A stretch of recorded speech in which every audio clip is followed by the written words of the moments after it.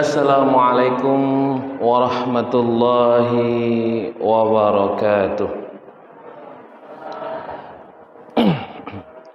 Alhamdulillahilladzi khalaqal insana 'allamahul bayan. Asyhadu an la ilaha illallah wahdahu la syarikalah wa asyhadu anna Muhammadan abduhu wa rasuluh.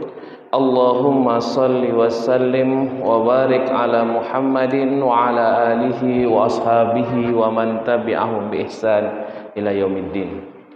Amma ba'du fa ya ibadallah ittaqullah haqqa tuqatih wa la tamutunna illa wa antum muslimun.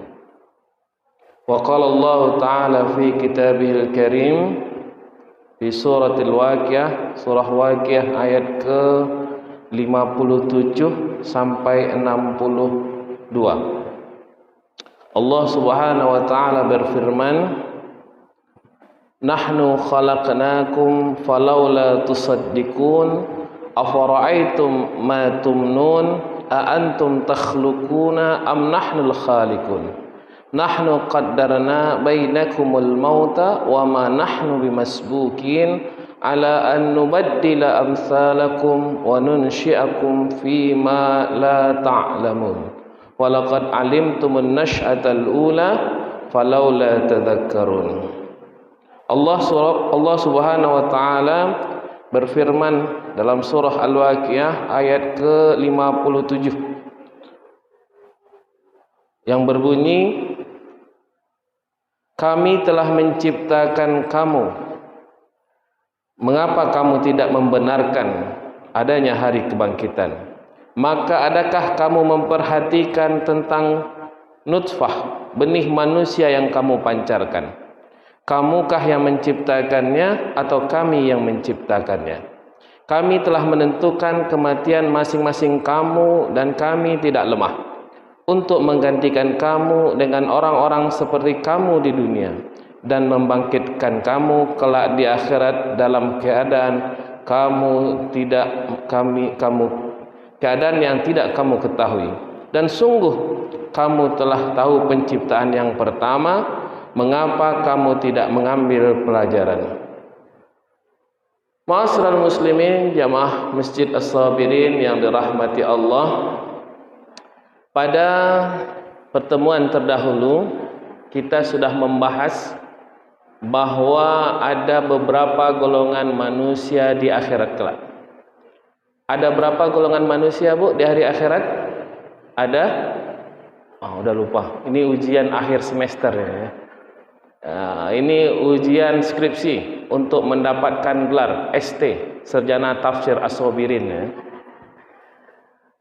Allah menyebutkan ada tiga golongan manusia di hari akhirat itu. Ada yang kita sebut dengan as-sabiqunas sabiqun, orang yang berlomba-lomba mereka melakukan kebaikan dan mereka mendapatkan tempat tertinggi di surganya Allah. Tempat tertinggi di surganya itu adalah as-sabiqunas sabiqun. Di bawah itu ashabul maimanah, golongan kanan. Golongan kanan ini mendapatkan surganya Allah walaupun dia tempatnya di bawah yang as-sabiqun as-sabiqun, tetapi mereka mendapatkan karunia dari Allah Subhanahu wa taala. Memang keimanan mereka. Jadi yang menentukan itu kan adalah keimanan. Jadi perbuatan baiknya sama, tapi imannya yang berbeda. Sama-sama mengerjakan salat, tetapi kualitas salatnya yang berbeda. Sama puasa, tetapi kualitas puasanya yang berbeda. Sama sedekah, tetapi kualitas sedekahnya yang berbeda. Mereka lah yang disebut dengan golongan ashabul maimanah, golongan kanan. Mereka adalah orang yang senantiasa berbuat baik, tetapi secara kualitas di bawah yang as-sabiqun as-sabiqun, Karena as-sabiqun ini beramal ibadah penuh dengan semangat dan penuh dengan pengharapan. Datang ke Masjid Sabirin ini semangat, ya kan? Walaupun tidak ada apa-apa di Masjid Sabirin ini kan. Kue pun tak dikasih di Masjid Sabirin. Tak apa-apa, tetapi penuh dengan semangat. Apa yang diharapkan? Ridho dari Allah Subhanahu wa taala. Walaupun terkantuk pengajian Masjid Sabirin ini, tetap semangat. Apa tetap semangat?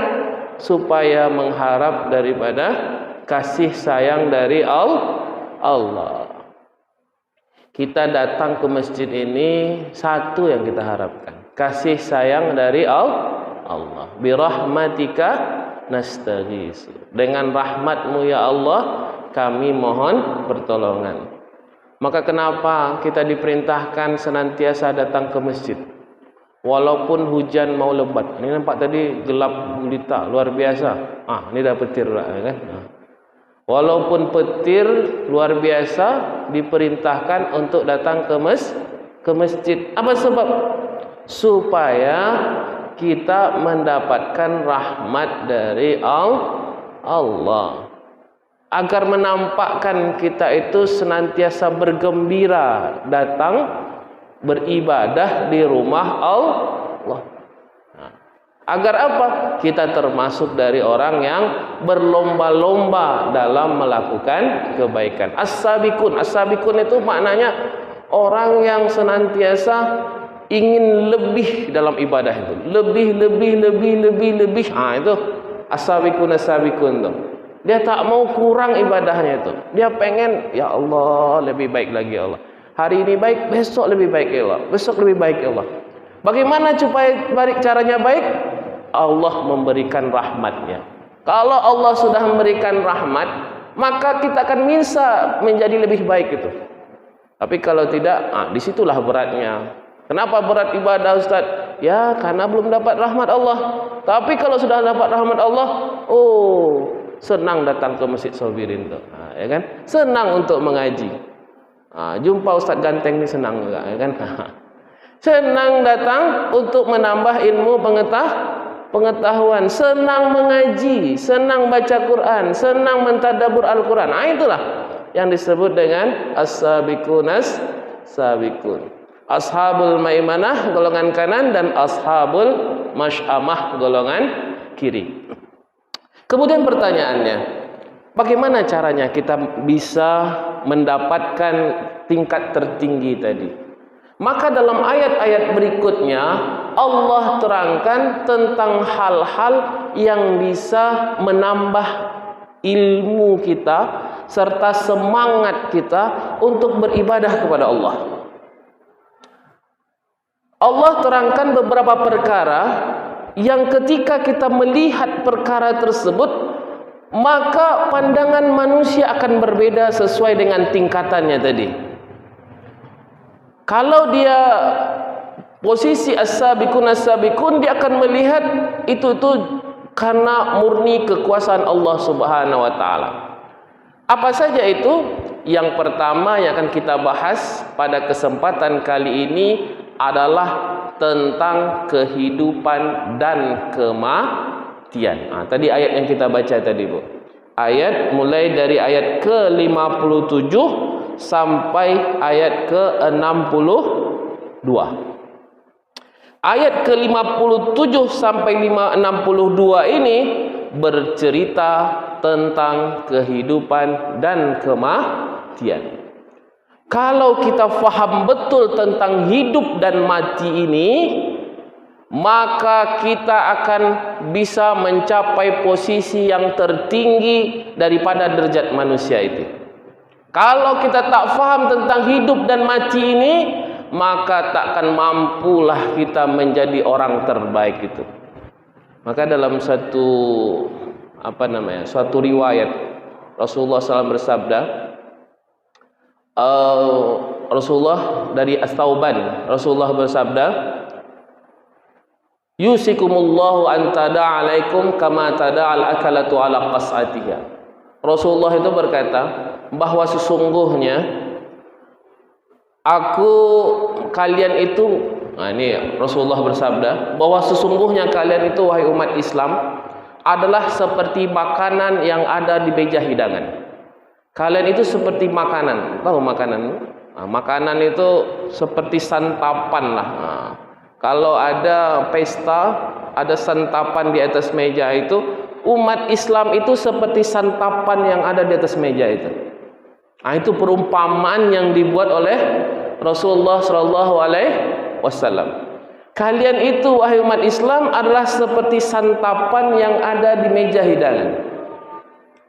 Dan orang-orang akan mengerubuti kalian, akan siap menyantapmu. Yusikumul umamu antada alaikum kama tadal akalatu ala qas'atiha. Amin killatin nahnu yawma izin ya Rasulullah. Apakah kami pada waktu itu jumlah kami sedikit ya Rasulullah? La bal antum yawma izin kasir, kata Rasulullah. Tidak, kamu pada waktu itu, pada waktu di mana kamu menjadi santapan orang-orang yang ada di sekelilingmu itu, orang Yahudi, Nasrani, Majusi, orang kafir semua itu, kalian itu menjadi santapan. Kalian itu bukan jumlahmu sedikit. Walakinnakum ghusaun ka ghusais sail. Tetapi kamu itu adalah seperti buih di lautan. Wala yanzi'anna min suduri aduwikumul mahabbah minkum. Tetapi masalahnya, kata Rasulullah, kalian seperti buih di lautan itu karena Allah telah mencabut dari hati-hati musuhmu rasa takut terhadap dirimu. Jadi di zaman dahulu, ketika zaman Rasulullah, orang semua ketika mendengar Islam mereka akan takut. Siapa mereka? Umar bin Khattab, menggigil orang itu ya. Siapa mereka? Khalid bin Walid, takut semua. Siapa mereka? Mereka adalah Talha, mereka semua menggigil. Ali bin Abi Thalib, semua mereka takut. Kenapa? Karena di dalam hati-hati orang-orang kafir itu merasa takut terhadap orang-orang Islam. Wala yakzifannallaha fi sudurikumul wahan. Kemudian Allah tancapkanlah, kata Allah tancapkanlah dalam hati orang-orang beriman itu, Allah tancapkanlah ke dalam hati-hatimu itu penyakit wahan namanya. Apa itu penyakit wahan? Hubbud dunya wa karahiyatul maut. Cinta dunia dan takut mati. Ternyata Bapak Ibu dirahmati Allah, perkara kematian dan perkara kehidupan ini bisa menjadikan penyakit ke dalam diri kita. Kalau sudah ada rasa cinta dunia, kalau kita tak faham dengan dunia ini, ya kan? Kita mengidolakan dunia, tak mengerti tentang kehidupan dan kematian, hakikat hidup dan mati, maka akan tertanamlah dalam diri manusia yang disebut dengan penyakit wahan. Apa itu wahan tadi, Bu? Cinta dunia dan takut mati. Kalau kita tak mengerti tentang hakikat hidup dan mati, maka penyakit inilah yang menancap di dalam jiwa manusia. Maka kenapa orang-orang beriman, kenapa orang-orang soleh, kenapa para sahabat, kenapa semua orang yang dekat dengan Rasulullah itu mereka tidak takut mati? Karena mereka faham tentang perjalanan hidup manusia. Ada berapa alam yang dilewati oleh manusia, Bu? Ada 5. Ada 5 alam. Apa saja? Oh, ini berat nih. Banyak kali pertanyaan Ustaz nih.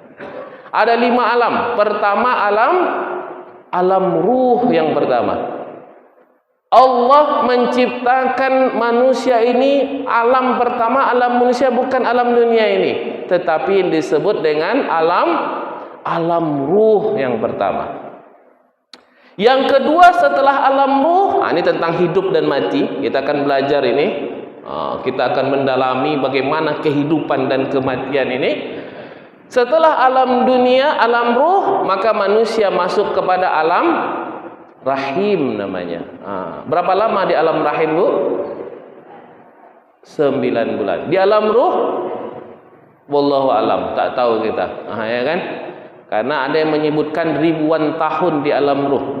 Karena sesungguhnya ruh kita ini, semua ruh kita ini sudah ada di azal sana semuanya. Sudah ada.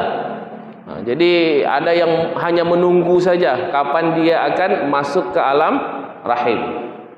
Kemudian berada di alam yang ketiga, alam dunia, alam kita sekarang.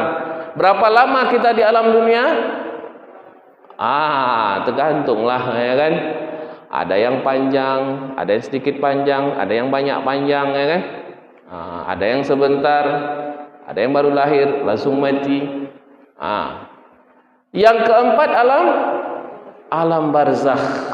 Manusia hidup, kemudian Allah matikan, masuklah dia ke alam barzakh. Sampai kapan di alam barzakh?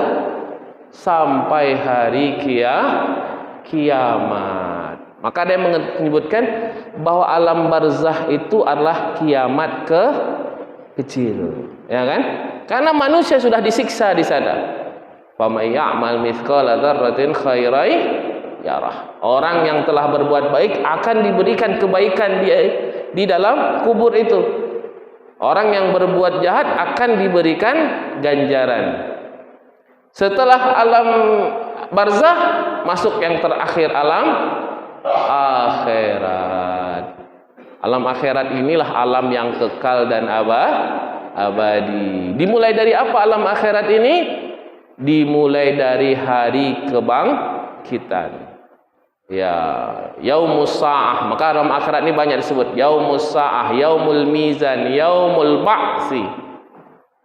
Mulai dari dibangkitkan, manusia dimusnahkan, yaumul halak, manusia dimusnahkan semua. Kemudian setelah dimusnahkan, dibangkitkan. Ketika hari kiamat itu, Allah musnahkan semua manusia. Ada yang tertinggal setelah ketika hari kiamat itu? Tak ada. Semuanya mati. Semuanya akan mati. Kemudian setelah itu semuanya mati, barulah Allah bangkitkan semuanya. Setelah itulah disebut dengan yaumul ba'si.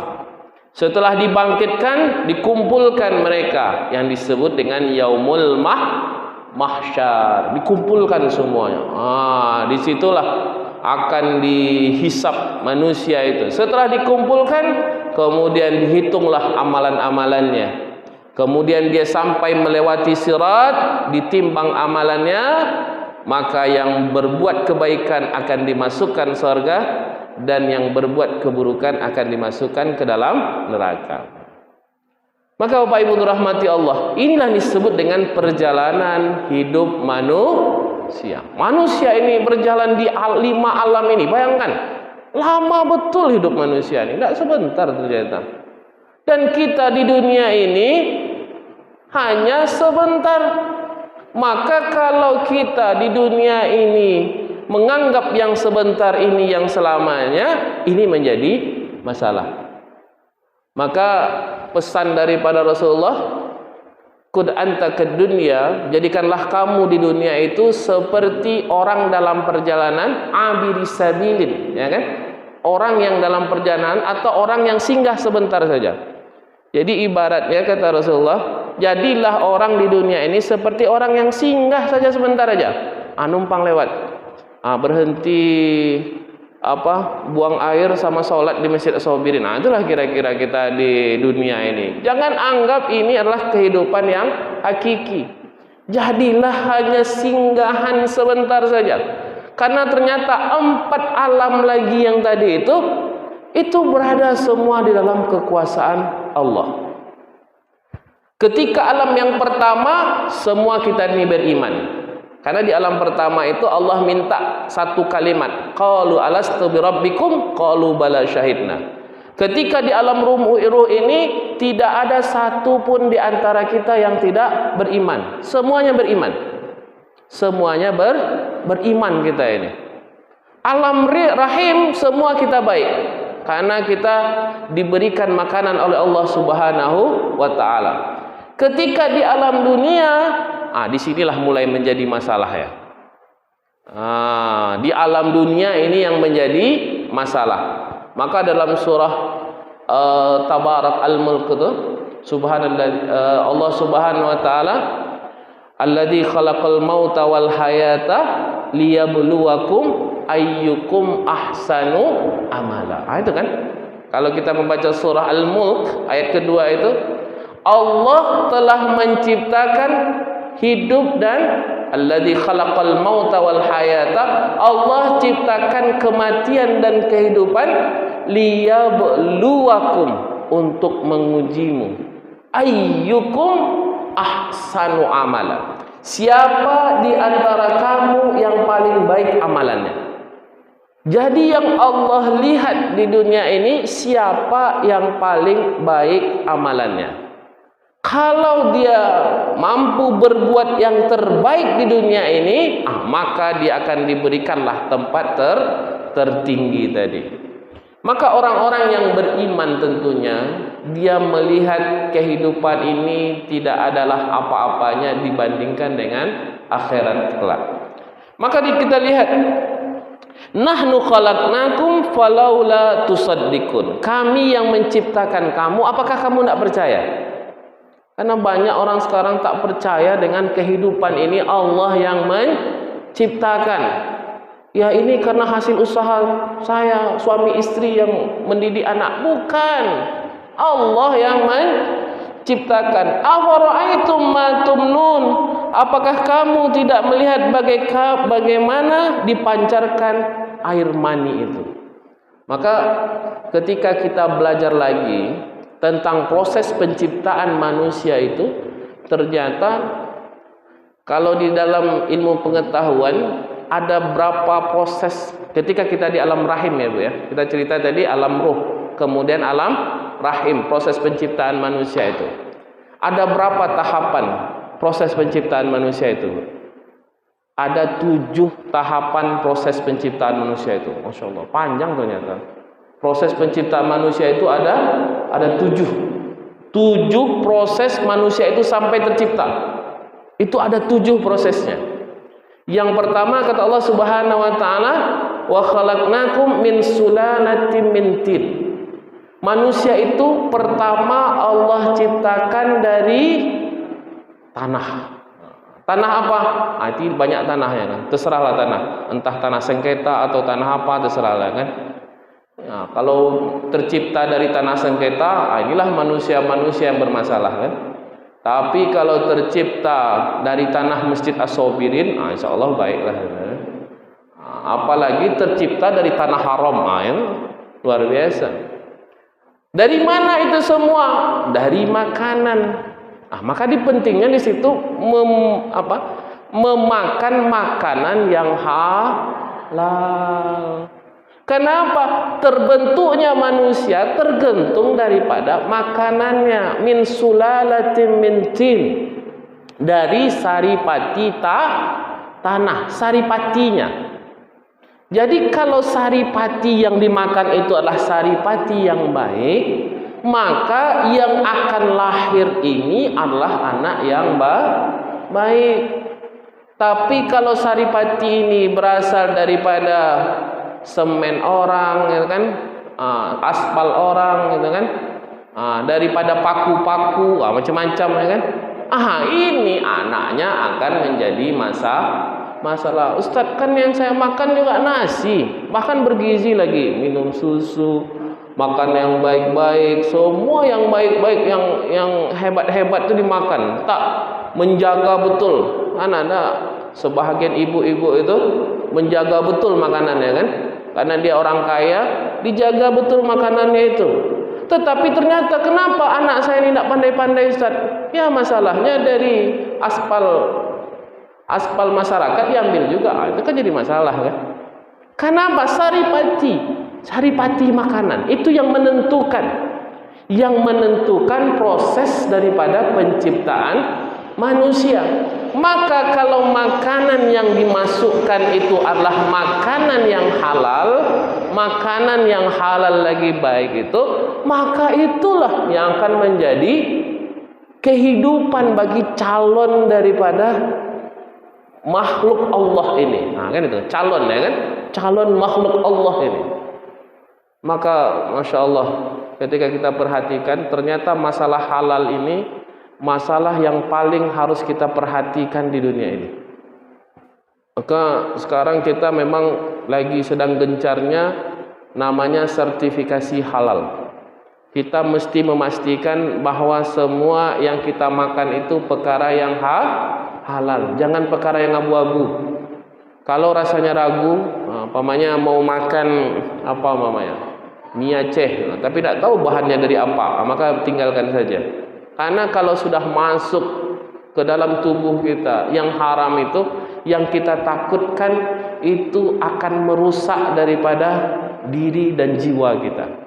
Satu tetes saja, tak usahlah jauh, bumbu saja, satu bumbu, tapi dia berasal dari babi, entah minyakkah atau apakah dan lain sebagainya, masuk saja, masuk dalam makanan kita. Bayangkan satu tetes yang haram saja masuk dalam diri kita, apa yang terjadi? Dia akan masuk ke dalam darah kita. Masuk dalam darah kita akan berputar-putarlah di situ, masuk ke otak kita. Akhirnya otaknya pun menjadi error, tak mau datang ke Masjid As-Sabirin, ya kan? Iya, kenapa nggak mau datang ke Masjid As-Sabirin? Sudah dipastikan makanan yang dia makan adalah makanan yang maka kalau datang ke Masjid As-Sabirin ini insya Allah lah ini kan. Nah, ini berarti yang dimakan yang halal semua ya. Mau datang ke masjid. Tapi kalau tak mau datang ke masjid ini berarti apa? Begitu melihat masjid itu sudah pasti melihat neraka. Oh, ini berat nih datang ke masjid ini. Itulah kira-kira. Maka perlu kita makan yang halal itu sebenarnya di situ. Berat rasanya ibadah itu kalau kita sudah makan yang haram itu. Maka Allah katakan tadi min sulalatin min tin itu, bahwa proses manusia dari sari pati tanah itu perlu betul maknanya kita jaga makanan kita dari yang halal, dari tumbuh-tumbuhan yang baik. Kemudian yang kedua, setelah Allah ciptakan manusia tadi ada berapa tadi? Ada 7 kita katakan proses penciptaan manusia. Pertama min sulalatin min tin. Kemudian setelah min sulalatin tin, dia masuk ke dalam tubuh manusia, makanan tadi, maka dia akan menjadi nutfah. Apa itu nutfah? Air mani. Setelah masuk ke dalam tubuh seseorang, dia akan menjadi air mani. Nutfah inilah nantinya akan terjadi pembuahan antara suami dan istri. Maka setelah pembuahan itu dia menjadi alaqah. Jadi setelah nutfah tadi, nutfah itu masuk ke dalam prosesnya itu pembuahan kepada seorang istri tentunya. Kemudian dia menjadi alaqah. Kemudian dari alaqah dia menjadi mudghah, dari segumpal daging, dari segumpal darah menjadi segumpal daging. Dari segumpal daging dia menjadi izoma, tulang betulang. Dari tulang belulang dia menjadi faqasawnal izama lahba. Kemudian dari tulang belulang itu kami bungkus lagi dengan daging, dan yang terakhir itu fa'ansa'nahu khalqan akhar. Kami ciptakanlah bentuk yang lain. Ada mata, ada telinga, ada hidung, ada lain sebagainya. Maka 7 proses penciptaan manusia ini digambarkan dalam surah Al-Mu'minun itu dengan sangat baik. Jadi Masya Allah, ini diantara sains Islam itu. Jadi kalau kita cerita tentang sains Islam, atau kita sebut dengan ilmu pengetahuan Islam itu, ternyata sekarang di dalam Al-Quran itu banyak sekali bercerita tentang ilmu pengetahuan. Allah ceritakan tentang ilmu pengetahuan yang mungkin pada zaman itu belum lagi terfikirkan, tetapi zaman sekarang akan tergambarkan oleh manusia dengan melihat eviden atau bukti yang ada di tengah manusia. Maka Bapak Ibu rahmati Allah, Inilah yang Allah ingin jelaskan kepada manusia. Afara'aitum apa tadi? Dalam Allah sebutkan afara'aitum ma tumnun. Apakah kamu tidak melihatkan apa yang kamu pancarkan dari air mani? Aantum takhlukuna am nahnul khaliqun. Kamukah yang menciptakan atau kami yang menciptakan, kata Allah. Maka sesungguhnya bisa jadi kita sudah berusaha, suami istri, kemudian memakan yang baik dan lain sebagainya. Belum tentu Allah akan jadikan penciptaan di situ. Karena apa? Allah yang menciptakan. Ini makna daripada ayat ini. Atau bisa jadi ketika Allah sudah memberikan kepada kita penciptaan itu, kita terima dengan sebaik-baiknya. Karena siapa yang menciptakan? Siapa yang menciptakan ini semua? Allah. Kemudian kita bahagia nggak dengan ciptaan Allah? Bahagia. Maka maknanya ketika Allah memberikan kepada anak kita, mohon maaf, mungkin anak kita cacatkah, atau anak kita tak pandaikah, atau anak kita termasuk anak yang ya kurang hebat lah, ya kan? Ada anak yang juara 1 terus tiba anak kita nak juara-juara, mamanya kan? Ada anak itu, beberapa anak itu, yang lain itu menghafal Al-Quran itu cepat sekali, 1 bulan bisa hafal Quran. Ada anak sebagian lain baru berapa bulan baru hafal Al-Quran. Maka janganlah kita berputus asa. Apa sebab? Siapa yang menciptakan itu semua? Allah. Maka jangan dipikir bahwa yang telah Allah takdirkan itu tidak baik. Karena sesungguhnya apa yang setiap Allah ciptakan itu mengandung kebaikan. Maka kita dengarlah di televisi itu, banyak anak yang cacat tetapi mereka bisa menghafal Al-Quran. Betul Ibu ya? Mereka buta, tak bisa melihat, tetapi bisa menghafal Al-Quran. Bahkan ada beberapa anak itu mereka punya penyakit yang namanya Down syndrome. Down syndrome itu kalau kita lakukan IQ-nya rendah lah, tetapi dia bisa menghafal Al-Quran. Masya Allah, kita lihat itu di televisi. Down syndrome tak ada punya apa namanya itu, kategori IQ-nya itu kata orang lah ya, IQ 60 itu kan, 200 tapi satu kampung gitu kan, kayak cebong gitu kan. Jadi IQ rendah lah ya kan, IQ-nya IQ rendah tetapi bisa menghafal Al-Quran. Apa sebab? Ternyata walaupun mereka itu IQ-nya rendah, tetapi mereka itu diberikan oleh Allah kenikmatan yang lain, rezeki yang lain, kenikmatan yang mungkin yang tidak diberikan kepada orang lain. Maka sebenarnya yang terpenting adalah bagaimana kita bisa bersyukur setiap apa yang Allah ciptakan. Maka dikatakan antum takhlukuna am nahnul khaliqun. Kamu yang menciptakan atau kami yang menciptakan?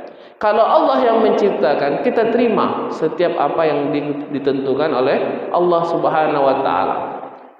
Seperti kita sajalah, ada yang diberikan rezeki banyak, ada yang tidak diberikan rezeki banyak. Apakah kita berbahagia dengan yang diberikan rezeki banyak? Belum tentu.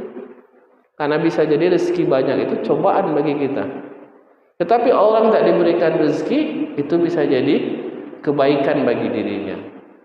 Orang yang tidak diberikan pangkat dan jabatan itu bisa jadi lebih baik.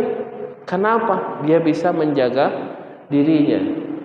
Maka di dalam sebuah riwayat disebutkan Allah itu menyukai orang yang suka bersembunyi-sembunyi, yang bertakwa, kemudian yang miskin, kemudian yang suka berbuat kebaikan. Dia itu tidak mau menampakkan dirinya sebagai orang yang punya jabatan yang tinggi, tetapi dia ingin ya seperti orang biasa saja. Dalam sebuah riwayat itu disebutkan orang yang sembunyi-sembunyi, tidak suka menampakkan dirinya hebat, kemudian dia tidak terlalu kaya, Sehingga kalaupun seandainya dia tidak ada, tidak diperhitungkan orang juga. Ada pun orang tidak mengetahui juga. Artinya orang yang tidak dikenal orang, tetapi mereka itu jauh lebih baik daripada orang-orang yang terkenal. Nah, ini disebut dengan asir di dalam kajian tasawuf itu. Asir ini orang-orang yang tersembunyi. Kalau bahasa tasawufnya disebut dengan waliyul mastur. Ada namanya waliyul mastur, ada yang namanya waliyul masyhur. Waliyul mastur itu adalah para alim ulama, orang cerdik pandai, orang soleh yang tidak diketahui orang. Ada yang disebut dengan waliyul masyhur, itu alim yang dikenal orang lah, walaupun keduanya baik insyaallah. Waliyul masyhur itu bisa memberikan kebaikan. Waliyul mastur, mereka itu tersembunyi, tak nampak sebagai seorang wali, tetapi dia orang soleh yang luar biasa. Dan kehebatan orang waliul mastur ini, mereka dijauhi daripada fitnah. Kalau orang masyhur, terkenal, ini berat ini. Sedikit para ustadz terkenal, bahaya, tantangannya banyak, masalahnya banyak, ya kan? Problematikanya jauh lebih banyak. Tetapi waliul mastur, orang yang alim soleh tetapi dia tak terkenal, ini mudah. Kenapa? Fitnah jauh daripada diri mereka. Jadi ada satu riwayat menyebutkan Allah itu menyukai orang yang miskin, kemudian sembunyi-sembunyi, bertakwa dan suka membuat kebaikan. Yang penting senantiasa berbuat kebaikan. Al-abriya.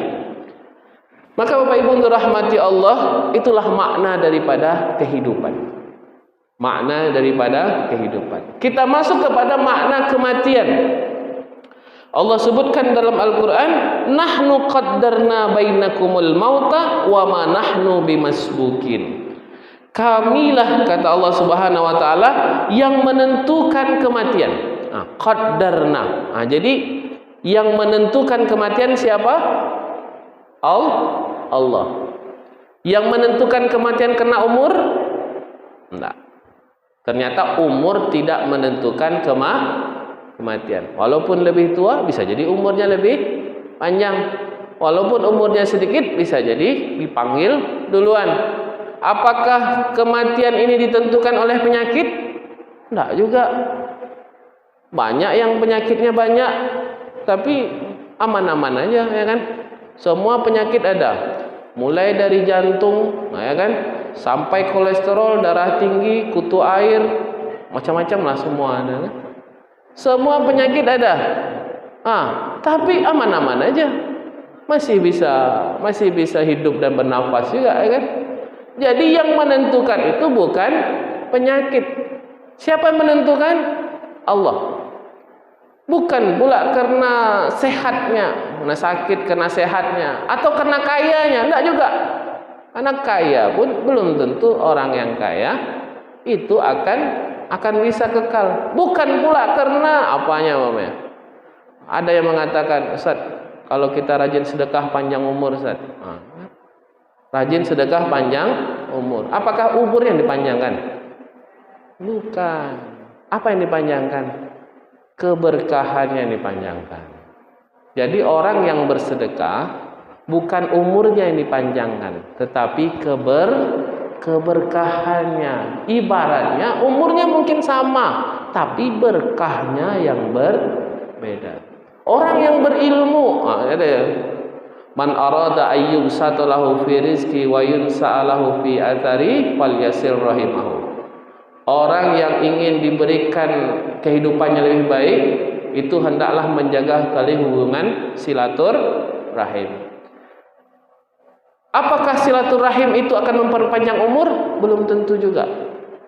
Maknanya apa silaturahim itu memperpanjang umur? Silaturahim memperpanjang umur adalah memberikan keberkahan dalam hidupnya. Maka kata Allah Subhanahu wa taala, Allah lah yang menentukan kematian di antara kamu dan kamu, dan Allah mengatakan bahwa kami tidak lemah. Dan yang terakhir Bapak Ibu dirahmati Allah, ala an nubaddila amsalakum wa nunsyi'akum fi ma la ta'lamun. Allah gantikan terus kehidupan kita ini.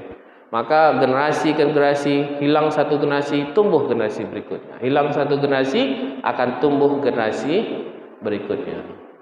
Mungkin itu karena sudah azan.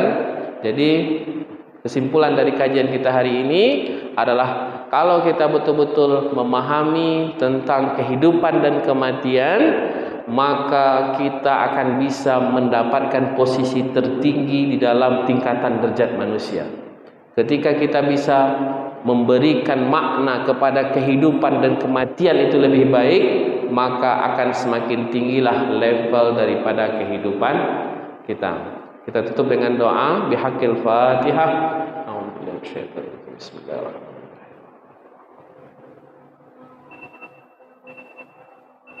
A'udzu billahi minasyaitonir rajim. Bismillahirrahmanirrahim. Alhamdulillahirabbil alamin.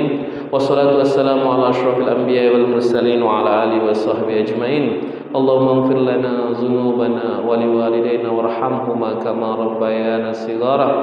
Rabbana la tuzigh qulubana ba'da idh hadaytana wa hab lana min ladunka rahmah innaka antal wahhab. Ya Allah, janganlah tutup hati kami setelah Engkau memberikan hidayah kepada kami, ya Arhamar Rahimin. Rabbana hab lana min azwajina wa dhurriyyatina qurrata a'yun waj'alna muttaqina imamah. Ya Allah, berikanlah kepada kami istri, anak yang qurrata a'yun, dapat menyejukkan mata, membuka pikiran, memberikan kebaikan kepada kami ya Allah, dan menjadikan imam bagi orang-orang yang bertakwa. Rabbana atina fid dunya hasanah wa fil akhirati hasanah wa qina adzabannar.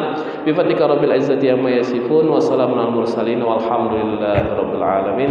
Al-'afwu minkum wassalamu alaikum warahmatullahi wabarakatuh.